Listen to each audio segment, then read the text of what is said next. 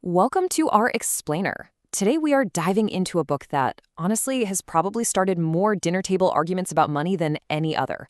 Robert Kiyosaki's Rich Dad, Poor Dad. For decades, it's been challenging everything our parents and schools taught us about building wealth. So, let's get into it and see what all the fuss is about. At its very heart, the entire book boils down to this one single question that really flips the script. Are you going to spend your life working for money, or are you going to learn how to have money work for you? Kiyosaki argues that how you answer this question pretty much determines your entire financial destiny. So, to explore this huge idea, Kiyosaki tells the story of his childhood, where he basically had two mentors teaching him about money, and they could not have been more different. He calls them his poor dad and his rich dad. Okay, so his poor dad was his actual father, a super smart, highly educated guy who followed the traditional path we all know: get good grades, get a safe and secure job, and just climb that corporate ladder. His rich dad, on the other hand, was his best friend's father. This was an entrepreneur who never even finished the 8th grade, but you guessed it, became a millionaire.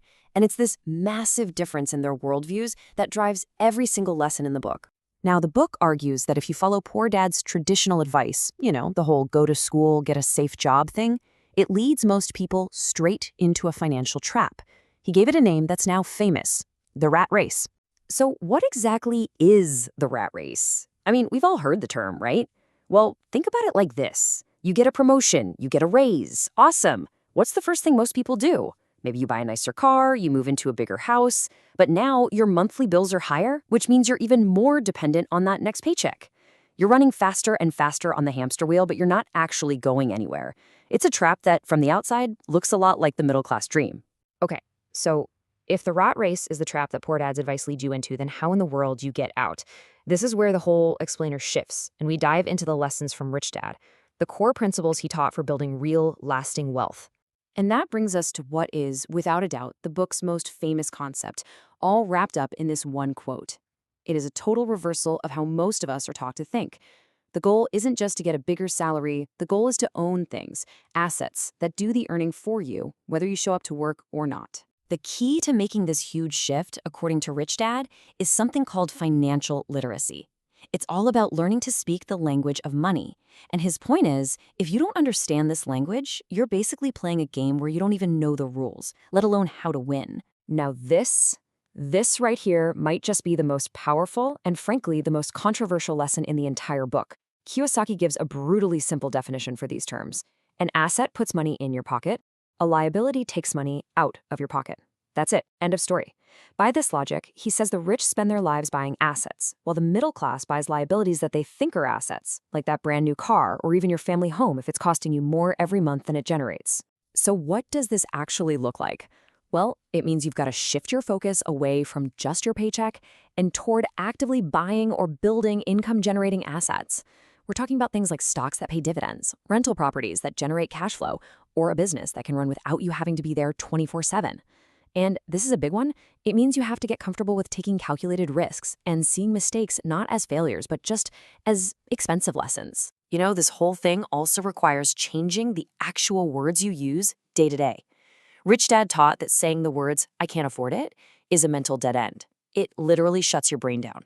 But if you just flip it into a question, "How can I afford it?" you force your brain to get creative and start searching for solutions.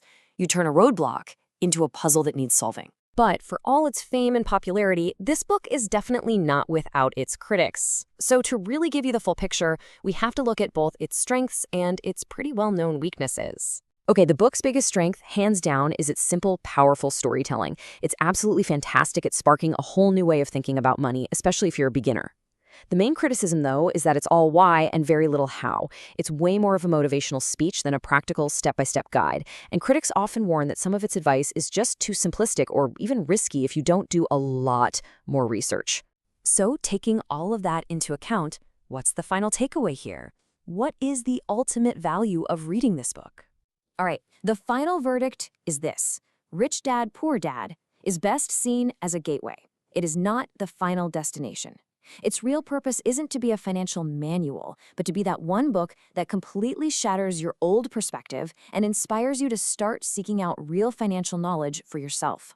And for that sheer power to change mindsets, our source review gives it a solid 4 out of 5 stars. Yeah, it loses a point for that lack of practical, nitty-gritty detail, but it gets huge praise for its incredible impact as a catalyst for change. So, if there is one thing to walk away with, it's this. Don't read this book expecting a detailed financial blueprint. You won't find it. Instead, read it as a call to action. It's meant to be the spark that lights the fire and starts you on your own journey toward financial independence.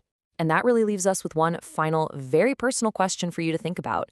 After hearing all this, take a good, honest look at your own life, your own beliefs about money, and ask yourself, which dad is guiding your financial future? Because the answer might just change everything.